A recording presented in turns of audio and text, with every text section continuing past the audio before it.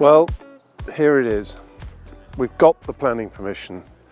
After working on this project 10.5 years and the application for this for the last 5 years, this is the most valuable piece of paper in the whole of North Wales. £360,000.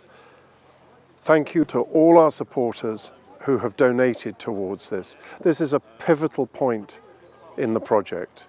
Up until now, everything has been speculative. From now on, it's definitely going to happen.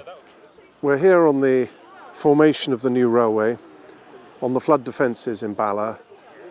And we've teamed up with the Green Signals podcast, and members of the town have come to join us to demonstrate the community support for this project. And it's heartening to think that so many people are behind this.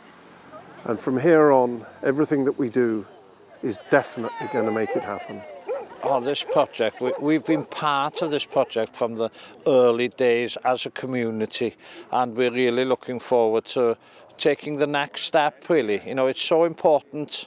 It's all part of bringing people here to this fantastic area. Just look at the view behind me. It speaks. It tells us everything, really. But economically as well, all the people that come here to use the lake, to use the railway, it's all part of the package, really, and we really are looking forward to moving this forward.